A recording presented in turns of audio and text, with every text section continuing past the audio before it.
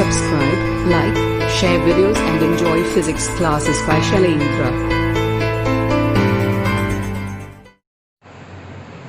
Hello students, कैसे हैं आप?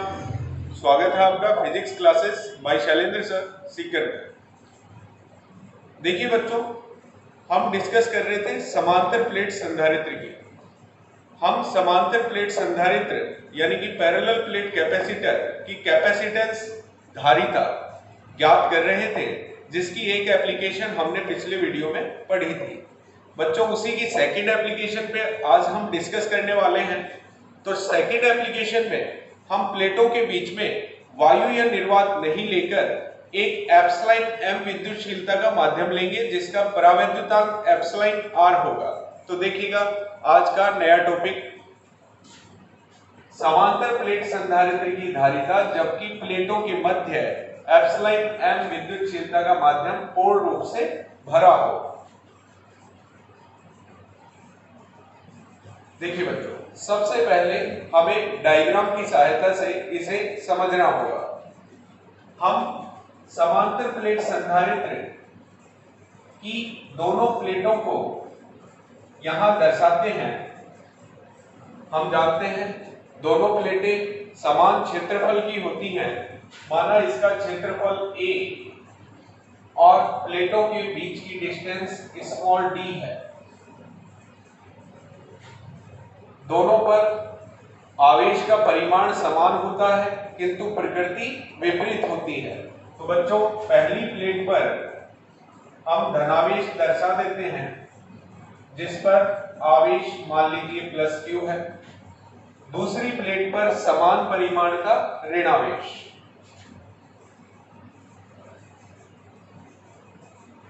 इस पर आवेश माइनस q है। परिमाण में दोनों ही आवेश समान है।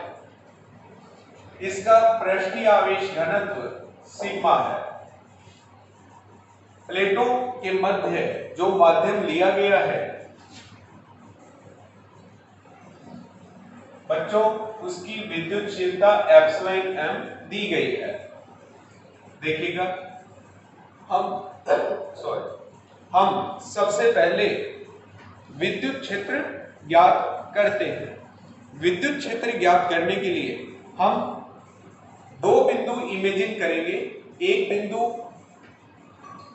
संधारित्र की प्लेटों के बाहर लेंगे, एक बिंदु संधारित्र की प्लेटों के मध्य लेंगे। देखते हैं दोनों पर विद्युत क्षेत्र का मान क्या होगा। बच्चों, सबसे पहले हम एक बिंदु प्लेटों के बाहर लेते हैं। बच्चों, दोनों ही प्लेटों पर जो आवेश है, ये दोनों ही आवेश इस बिंदु पर विद्युत क्षेत्र का निर्माण करते हैं। हम देखते हैं कि प्लस प्लेट के कारण इस बिंदु पर विद्युत क्षेत्र क्या होगा। बच्चों, इस बिंदु पर प्लस प्लेट के कारण विद्युत क्षेत्र की दिशा बाहर की ओर होगी।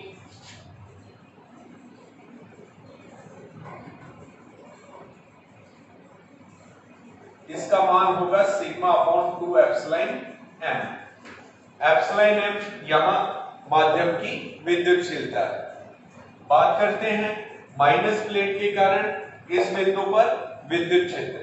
तो बच्चों, माइनस प्लेट के कारण विद्युत क्षेत्र की दिशा अंदर की ओर होती है।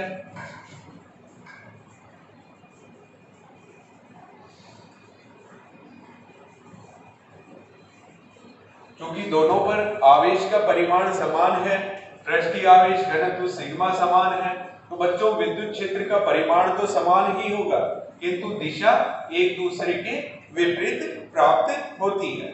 बच्चों, ये दोनों ही सदिश राशि है और हम जानते हैं कि समान सदिश विपरीत दिशा में होने के कारण एक दूसरे के प्रभाव को निरस्त कर देते हैं। तो बच्चों, फाइनली बाहर स्थित किसी बिंदु पर विद्युत क्षेत्र का मान 0 प्राप्त होता है।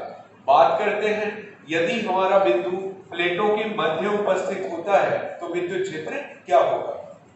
बच्चों, हम एक बिंदु प्लेटों के मध्य लेते हैं। प्लस प्लेट के कारण इस बिंदु पर विद्युत क्षेत्र की दिशा बाहर की ओर होगी। इसका मान सिग्मा अपॉन 2 एप्सिलॉन m होगा। बात करते हैं माइनस प्लेट के कारण विद्युत क्षेत्र। तो बच्चों इस बिंदु पर माइनस प्लेट के कारण विद्युत क्षेत्र की दिशा अंदर की ओर होगी और इसका परिमाण सिग्मा अपॉन 2 एप्सिलॉन m होगा। दोनों ही विद्युत क्षेत्र एक ही दिशा में प्राप्त होते हैं, अतः मध्य बिंदु पर परिणामी विद्युत क्षेत्र का मान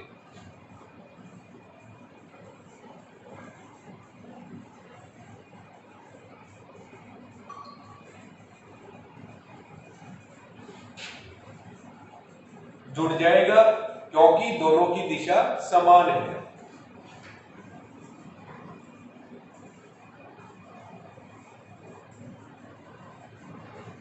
बच्चों हम जानते हैं पृष्ठीय आवेश घनत्व सिग्मा को आप लिख सकते हैं आवेश बटा क्षेत्रफल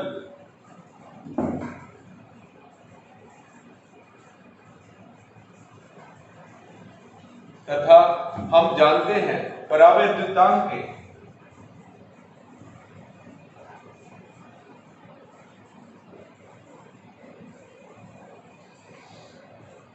जिसे आपेक्षिक विद्युतशीलता भी कहते हैं।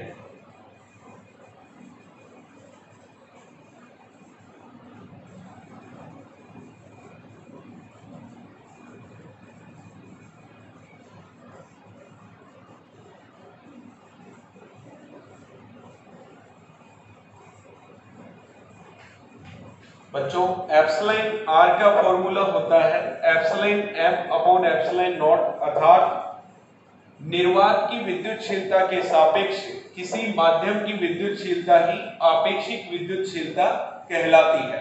तो बच्चों यहां पर आपको एप्सिलॉन एम दिखाई दे रहा है। एप्सिलॉन एम क्या है? एप्सिलॉन एम इस माध्यम की विद्युतशीलता है जो प्लेटों के मध्य उपस्थित लिया गया है। तो बच्चों हम यहां ये चाहते हैं कि एप्सिलॉन एम को हम परावैद्युतांक की फॉर्म में रखना चाहते हैं। तो क्या आप ये कह सकते हैं कि इस फॉर्मूले से एप्सिलॉन एम को epsilon naught into epsilon r लिखा जा सकता है? बच्चों क्या हम ये एप्सिलॉन एम की वैल्यू यहां पुट कर सकते हैं? तो हम ये करेंगे एप्सिलॉन एम का मान उठाकर एप्सिलॉन एम का वैल्यू यहां पर रख दिया जाएगा, जिससे हमें विद्युत क्षेत्र नए रूप में प्राप्त होगा। देखिए स्टूडेंट्स, हमें अभी दो इक्वेशन मिली हैं। पहले हमने इलेक्ट्रिक फील्ड को सॉल्व किया था प्लेटों के मध्य स्थित बिंदु पर। बच्चों इलेक्ट्रिक फील्ड हमें मिला था Q upon A epsilon m. मैंने कहा था एप्सिलॉन एम की वैल्यू हम एप्सिलॉन आर के फॉर्मूले से लेकर आते हैं। तो बच्चों एप्सिलॉन एम हमें मिला था epsilon naught into epsilon r, जिसको मैंने इक्वेशन फर्स्ट और सेकंड से रिप्रेजेंट किया है। बच्चों हम चाहते हैं एप्सिलॉन एम की वैल्यू यहां पर पुट करना, तो हम एप्सिलॉन एम की वैल्यू यहां रखते हैं।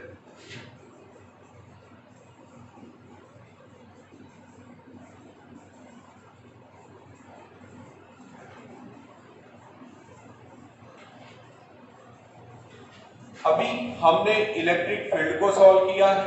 इसके बाद हम पोटेंशियल डिफरेंस यानी प्लेटों के बीच में विभवांतर को सॉल्व करते हैं। बच्चों हम जानते हैं विभवांतर बराबर विद्युत क्षेत्र गुणा दूरी, ये सूत्र आपको पता है। तो बच्चों इस सूत्र को हम काम में लेते हैं। प्लेटों के मध्य विभवांतर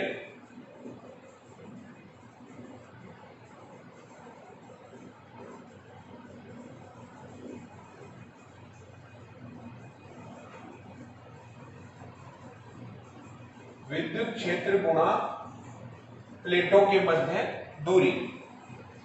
बच्चों समीकरण 3 से विद्युत क्षेत्र का मान हम यहां पुट कर देंगे। तो देखते हैं विभवांतर बराबर विद्युत क्षेत्र का मान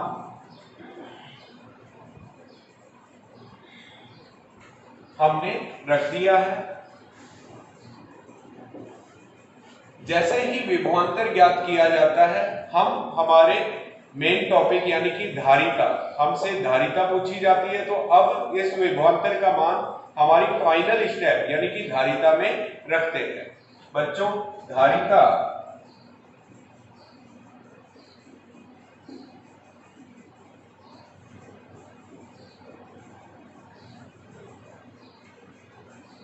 का सूत्र है Q/V। Q यहां आवेश का परिमाण है, V प्लेटों के बीच में विभवांतर है।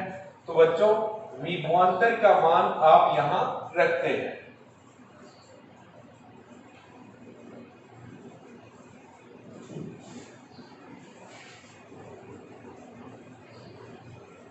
Q से Q कैंसिल हो जाता है और धारिता हमें प्राप्त होती है A epsilon 0 into epsilon R upon D। तो बच्चों, ये था हमारा समांतर प्लेट संधारित्र की धारिता, जबकि प्लेटों के मध्य एप्सिलॉन m विद्युतशीलता का माध्यम उपस्थित होता है। इसे आप एक शॉर्ट फॉर्म में भी थोड़ा याद रखें। आपको याद हो, पिछली डेरिवेशन में हमने वैल्यू निकाली थी, वायु या निर्वात में धारिता